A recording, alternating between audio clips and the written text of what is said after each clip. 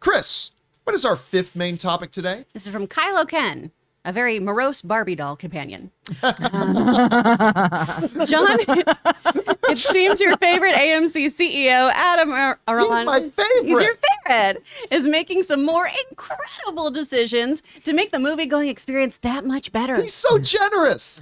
According to Deadline, Aron has stated that AMC plans to charge slightly higher prices for the Batman tickets than they are for films playing in the same theaters. They decided that in the release of the Batman is the perfect opportunity to experiment with variable pricing. I'm sure this will go over great and will help the box office for the Batman tremendously, but I wanted to get your thoughts. Can't wait to hear what you think. As always, thanks, and bring on the filthy. All right, look, for those of you who may not know, let me preface this in full disclosure. I am not a fan of Adam Aron, the CEO of AMC.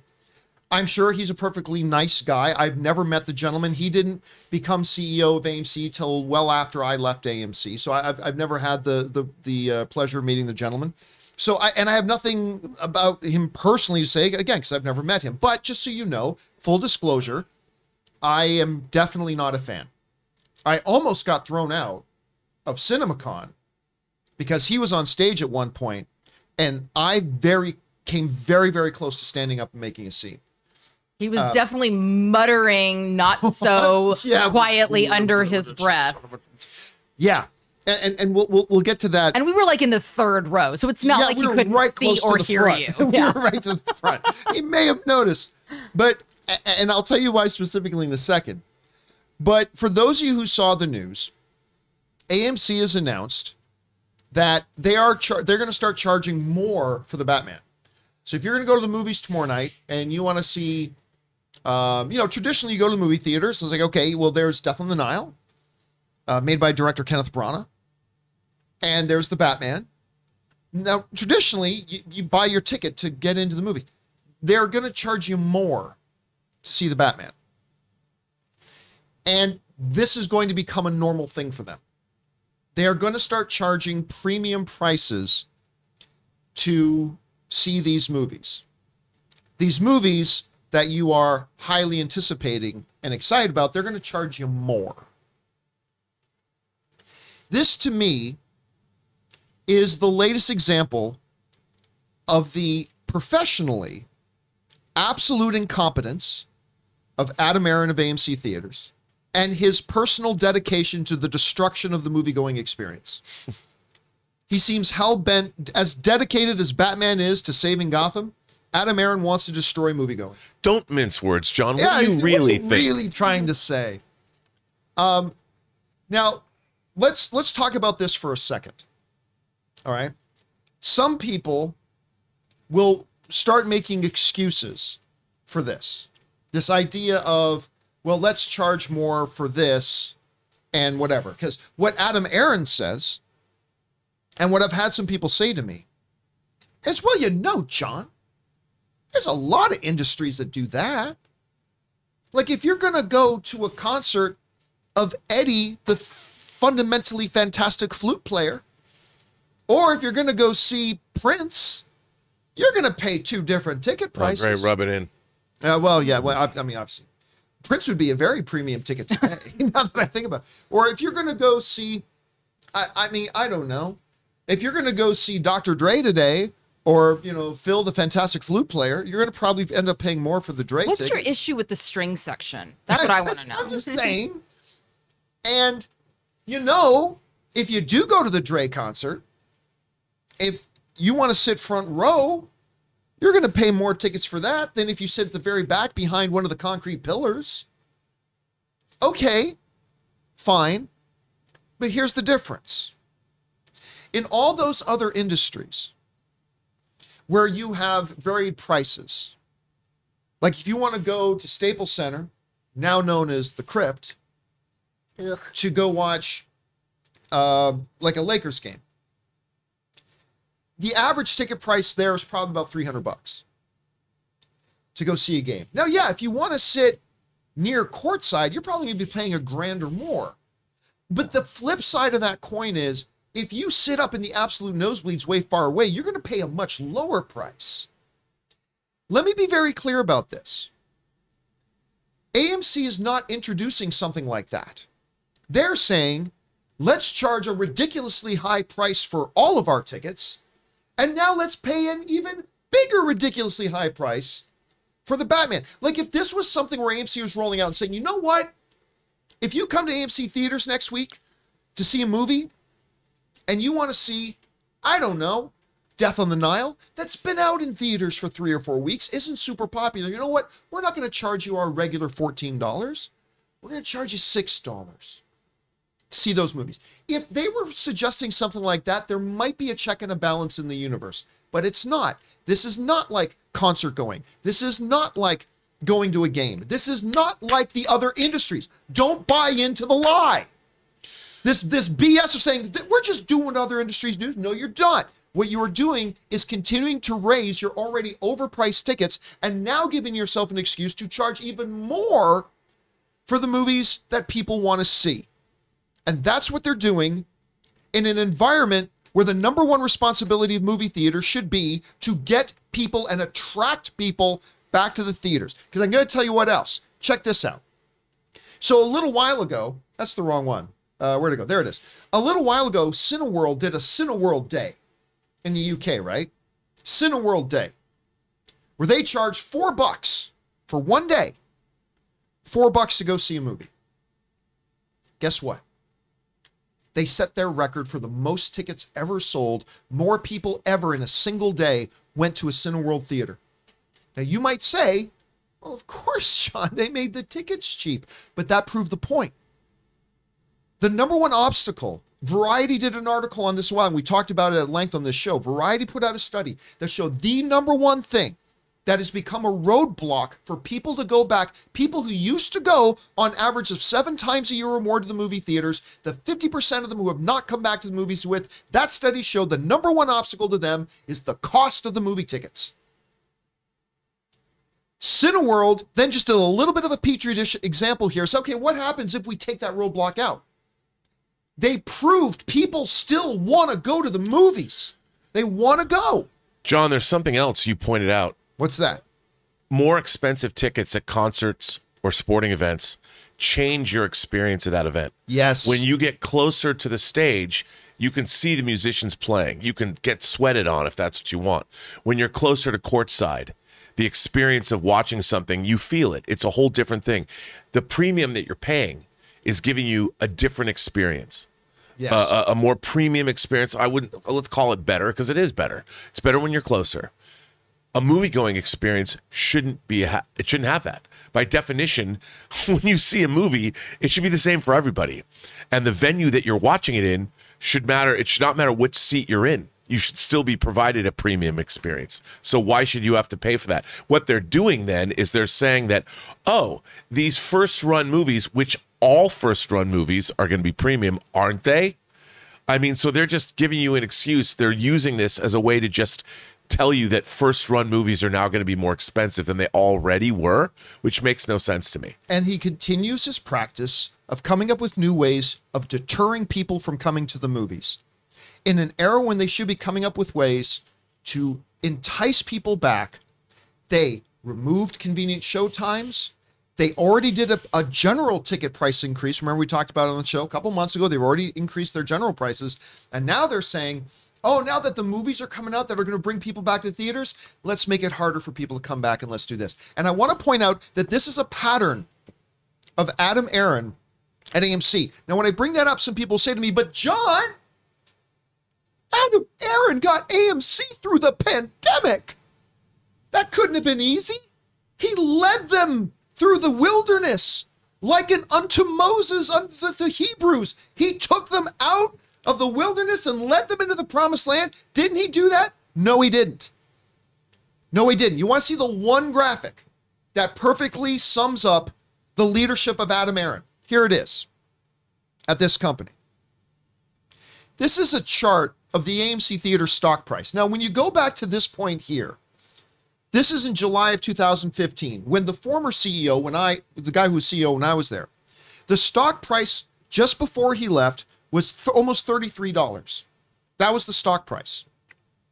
It was the second half of 2015 that Adam Aron became CEO of AMC Theaters. And look what happened since then. Now, immediately there was a drop-off. There was a big leadership change. You can't blame Adam Aron for that, okay? So don't blame Adam Aron for that initial drop-off with the leadership change. So then he got it back to roughly where it was. But since then, in 2017, 2016, fall, until we get to about November 22nd, before the pandemic became a thing. This $33 stock had dropped down to under $8 under Adam Aron's leadership. Now, we will not hold, obviously, Adam Aron responsible for this fall to $2.60 because now we're in early 2020 when the pandemic was shutting everything down. You cannot hold him responsible for that. That's not his fault. But years of decline, years of failure, put them on the brink of bankruptcy, besieged on all sides. Let's go over to an article from Forbes here for a second. This is written a couple of years ago, but they wrote this before the meme stock hit. And we're going to talk about the meme stock in a second. Movie theater operator AMC Entertainment had its moment as a meme stock at the same time it was staving off bankruptcy, which illustrates how little the stock's rise was related to the firm's actual fundamentals. Apart from bankruptcy concerns, AMC business operations had been trending in the wrong direction even prior to the COVID-19 pandemic. AMC's core earnings fell from $114 million in 2013 when the previous CEO was there to $30 million in 2019 before there was ever any pandemic. Core earnings fell negative $1.8 billion in 2020. The firm burned through $5.2 billion in free cash flow from 2014 to 2019, and free cash flow was $3.9 billion in 2020. Given the poor fundamentals, AMC earned the unattractive rating before the meme stock frenzy took off. Let's go back to this thing here. They were on death's door. They were being besieged by everything. They were laying people off. And you know what Adam Aron did? When they were on the brink of bankruptcy, when they were getting ready to go under, first thing he did was he laid off nearly 30,000 people. Okay, you're going into survival mode. He laid off almost 30,000 employees of AMC Theater, which is a business decision, and I don't fault him for that. But in the midst of the company getting ready to go into bankruptcy and them laying off 30,000 people, he gave him fucking self a $9 million bonus. When the company's on the precipice of going under, and they're taking away the jobs of nearly 30,000 people, this moron agreed and orchestrated from the board of directors to give unto himself a $9 million bonus. I might be off by a few dollars, so forgive me if I'm giving or taking a little bit here, but generally speaking, in the midst of all that, gave himself $9 million. That's what Adam Aron did. The same Adam Aron who took the stock from $33 a share at one point down to $7 before the pandemic hit. Then the pandemic hits, which ain't his fault, lays off 30,000 people, gives himself $9 million, and then people want to say he saved. You want to know how he saved the company? This is how Adam Aron saved the company. A bunch of guys on Reddit created meme stocks, and they artificially inflated the stock of AMC thing. They did it with GameStop, and they did it with AMC Theaters, and all of a sudden, in June of 2021, the stock price hit nearly $60. They instantly sold a ton more stock, raised $1.2 billion in capital for the company. The executives and the board members at AMC instantly sold most of their own stock because they knew this is a fluke. I mean, the thank you Reddit guys who meme stock us, and they made millions of dollars in selling their own stock in their own company. And it put a ton of money into the coffers of AMC Theaters, and they survived. Thanks to a meme stock created by guys on Reddit. Not by Adam Aron, who led them from $30+ a share down to $7 a share. Not by Adam Aron, who gave himself a $9 million bonus when the company was on the precipice of bankruptcy. They fell ass backwards. And then when Aaron and I were at CinemaCon this year, Adam Aron had the audacity, the gall to get on stage at CinemaCon and brag. Haha. People said AMC was in trouble. We have led them to a point where we have positive cash flow in our bank accounts, and we're still here and stronger than ever. And I wanted to stand up and shout at the top of my fucking lungs, you asshole, you fell ass backwards in luck that a meme stock from Reddit saved your ass. Saved your ass. And you're sitting up there taking credit like it was something you did. Then, as the pandemic starts to wane and they've got all this surprise-free money. Itself. I can't wait to see where the climax goes. And then, with the positive cash flow that this meme stock gave them, and they're coming out of the pandemic, you would think that the number one responsibility, the number one job, maybe the number one priority of this company would be, let's entice these people back to the movies. They slashed showtimes and they raised prices. They were the first major theater chain to cave to studio demands to shorten the theatrical window. And now they are leading the way in creating a tiered ticket price system that does not benefit smaller films, because the smaller films are still going to be charged their exorbitant, out of control high prices. It's just that for movies like The Batman, we're going to charge you even more exorbitantly high prices. When Cineworld just showed, when you give a price attraction, people still want to come, and that higher prices are keeping them away, as per the story in Variety. Adam Aron's next brilliant stroke of leadership is for a spacecraft filled with adamantium to fall to the ground, and he can take it and invest it in AMC stock. And he raises prices again. Hey guys, we want to take a second and thank one of the sponsors of today's videos, Wondery's podcast, Badlands. Most of us have accepted that celebrities and stars live by a different set of rules, more relaxed rules. At times, they even seem to get away with murder, and some literally do. On the Badlands podcast, listen to the real-life stories of A-listers whose crimes and career lows are as unbelievable as some of their films' plot twists. On this season, they look at Heath Ledger's spiral into darkness and his final days. They'll also cover Brittany Murphy's mysterious, unusual death and Jack Nicholson's proclivity to fits of rage. Also, did you know that America's Dad, Tim Allen, the man who played Santa Claus, he got his comedy start in a Minnesota prison? For all that and more, listen to Badlands, a true crime podcast that dives deep into the stories of the famous at their most infamous. You guys know I love stories, but I also love the stories behind the stories, and that's why you guys should listen to this. You're going to love Badlands. Get new episodes every Wednesday wherever you get your podcasts, or binge all of Season 3 ad-free right now only on Amazon Music. Guys, I have been the biggest cheerleader in the world for the theatrical experience. Nobody loves the movie-going experience more than me. I have been its champion for a long time. I will argue for it. I will fight for it. It is a better experience. Watching a movie in a theater, the way a movie filmmaker meant it to be seen, it cannot be duplicated. It is the best movie-going experience. But I am telling you right now, the theatrical movie-going experience is doomed as long as people, incompetent buffoons, like guys like Adam Aron, are in predominant places of leadership in the industry.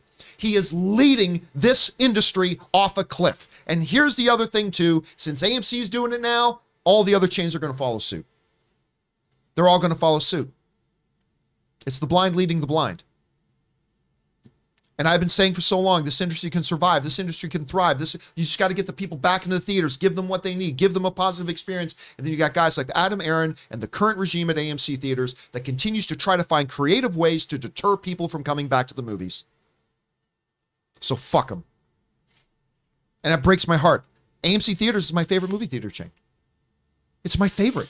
We just went to go see Batman at AMC Theaters yesterday. And the presentation was gorgeous. Beautiful. Mm-hmm. The AMC Prime Theater is a revelation. The AMC A-List is a fabulous program to the thing. There's so many things I love about AMC. But, yeah, I'm distraught. I'm vexed, Rob. I couldn't tell. I am very vexed. Anyway, Rob, you're hearing about all this. Your thoughts on all of it? I, too, am a fan of the movie theater industry.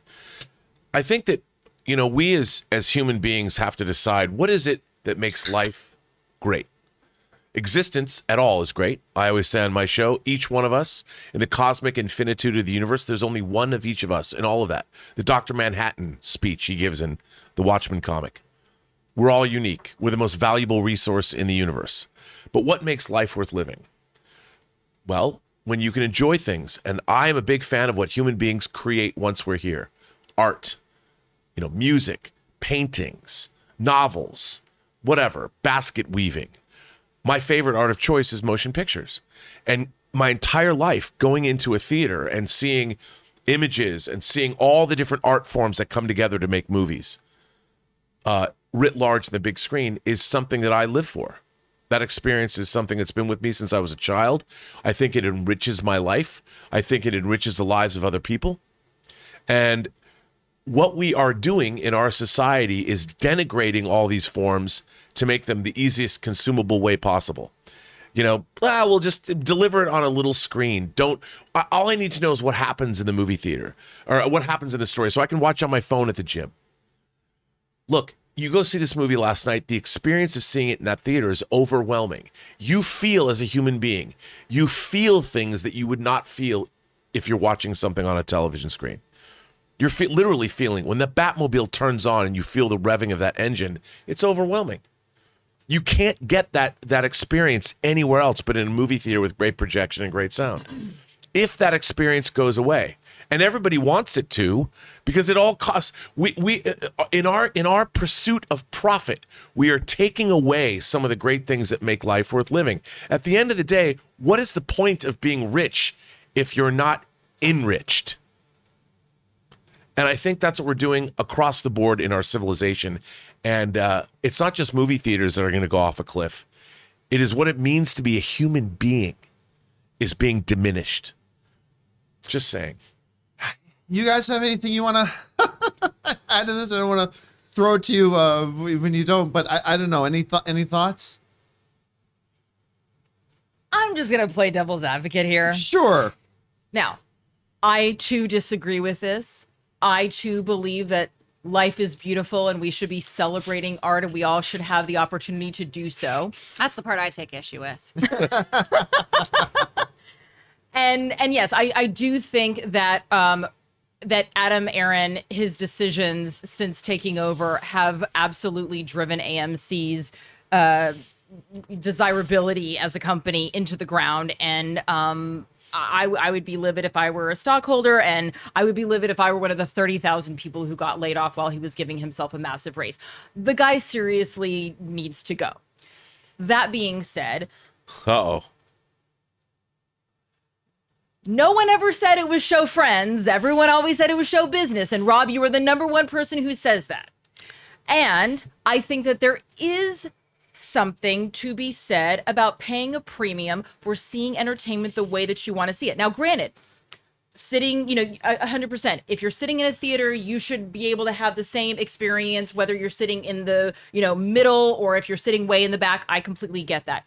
But just like if I want to go and see the Super Bowl in person, I'm going to pay thousands and thousands of dollars when I can just watch it for free, on network television at my house and on my couch and not have to pay for all the snacks. And an argument could be made with that example that you could actually enjoy the Super Bowl more. Exactly. So what I would understand is if he said, hey, listen, for a movie like The Batman that is so popular that we know that we are going to be inundated for the first 2 weeks that we're showing the Batman. If you want to be one of the first people in line to see it, we're going to charge a premium for that because those are really sought after tickets. And it's really, and everybody wants, if it is so important to you to be in on the discussion the minute the movie comes out, then that is going to have a premium. But after 2 weeks, we're going to drop it back down to normal prices. If he's saying that in perpetuity, if 3 months from now the Batman is going to have ultimate, a higher ticket price, that I disagree with. And again, I'm not saying that I like this. I'm not saying that I support it. I'm just saying from a business person's perspective, I understand how this could be a good move. I love your idea about saying, hey, these movies that have been in the theater for, 2 months now, before they fall off, we're going to sell them to you at a discounted price. I love that idea. And if there were a checks and balances system like that, I think that this would be a bit more palatable. But the issue that I'm hearing and the issue that I also see, while understanding the pragmatic capitalist business decision that raising a ticket price for a premium ticket is. At the end of the day, all people are hearing is, oh, wait, you're charging more? Wait, I already can watch it in a few months, at my house for free. Let me just say one thing to that, because you raise a great point about it ain't show friends, it's show business. Right. My main problem with this, because like the Super Bowl, for every one ticket sold, there were 300 people that wanted that ticket. My main problem with it, speaking in terms of good business, is this. The number one problem that the movie theater industry is facing is a year-over-year decline of people who actually come to the movie theaters. It has been proven by the study in Variety and by the little experiment done by Cineworld that one of the main obstacles and one of the main causes for people coming, fewer and fewer people coming every year to the movie theater, has been the constant increasing of prices, and the cost of going is the biggest determinant. Biggest problem for the theater industry, less people are coming. Main reason less people are coming, you're charging too much for your tickets. I would propose and put forward that it's decisions like this are bad for business. Sure. And are actually going to do the opposite of its intended effect. And it's actually going to drive more and more people away, because I got a lot of messages today from people saying, well, Batman comes out on HBO Max in 45 days. Guess I'm waiting. Mm-hmm.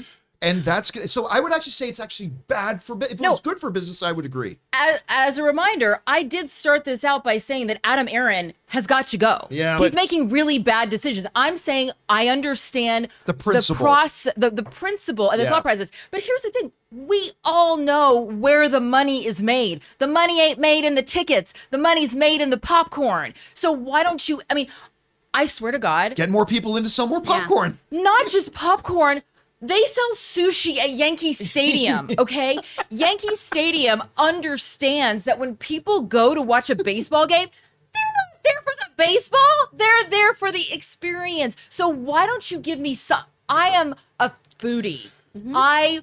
If you actually could give me, I would pay $18 for an amazing burger. Like, I would get to the theater earlier to pay $18 for a really great burger, because there's nothing I like better. Oh, I would rather have a burger than spend time with my newborn son. Just kidding. So what I'm saying is, like, why is it still the same garbage? A pretzel, popcorn, and jujubes? They're working on it. They're going to dine in theaters now. I'm cheap as hell. I sat down next to Rob last night and pulled out my fruit leather. But that's what I'm saying. I pay a premium. Like, the only theater I go to anymore, unless John Campea is paying for it, like he is this Friday when he buys us our tickets to go see the Batman, because I'm not paying for that, right? You are, right? Yeah, I paid for it. Okay, cool. The only theater that I will go see a movie in is my favorite, Alamo Drafthouse. Why? I don't care. You could charge me $50 a ticket. I don't care. I'll pay it. Not because I'm rich, but because that's the kind of premium experience I want. But that being said, that's a very specific experience. And they're giving you something no one else gives you. Right, exactly. Fried AMC pickles. is not saying, hey, because I could go watch the Batman at Alamo Drafthouse. It's not like AMC has a monopoly on the Batman, do they? No, right, they do not. There you go. So here's the thing. I'm going, well, wait a minute. If I'm going to spend $25 to go see the Batman at AMC, and all I'm going to get is some salted pretzel and some flat Coke, why would I not go to Alamo Drafthouse, where I can order a margarita and some shrimp tacos and a molten lava cake? And if anybody texts when they're like in the theater, they get kicked the fuck out. Like, that's the kind of, I'm willing to pay a premium for that experience. So my question for you, Adam Aron, is, besides just being able to be the first people who get to see this movie, or get to see this movie in general, what else are you offering at AMC to charge this premium? I also want to point out what he's doing is he's going after his most loyal customers. Yes, true. That's the first. Take advantage of those people who are loyal to us. Who are the actual people who. I love how you put it. He's punishing them for being loyal to AMC. That is exactly right. And when I heard this, I'm like, so me and all the people that we saw at that that fan screening last night, all of us that will show up opening night, that give you those box office numbers that help you support the theater for the rest of the time when you're not opening an A-list studio picture, you're going after those people. You're going after your most loyal customers, the people that are signing up for your A-list, which is found money for you or whatever. You're going after them simply because you can. And I feel that, again, that's something that is happening across the board. Eventually, our society is going to collapse by every single industry taking advantage of their most loyal customers. It's gross, and it's not sustainable. Yeah. Chris, And like you said, oh, sorry, go ahead. well, no, when you said people are writing you, these loyal customers are now saying, well, I'll wait 45 days. I won't go to the theater. Yeah. Chris? I mean, I don't have much to add here. You guys covered most of it. Plus, I, Key and peeled his name. I was like, Aaron Aron. I was like, that's a Texas name, right? As I botched that. But it just feels like he watched Ricky Bobby and really took everything to heart. If you're not first, you're last. So get in here, nerds, and I'm going to take your money. Yeah. It's not a great business My model. favorite thing in the chat just now, the Hookman777 said, don't get the sushi at Yankee Stadium. My buddy used to work there. And if you had the wrong team hat on, you'd get special sushi. Thank you. Good to know. That's good to know. That's good to know. Anyway, guys, sorry for the rant. Yeah, what do That you was guys a good think? one. We though. love those. Yeah. What do you guys think about this whole situation? Good business, bad business, whatever your guys' thoughts are, jump on down to the comment section below and let us know your thoughts.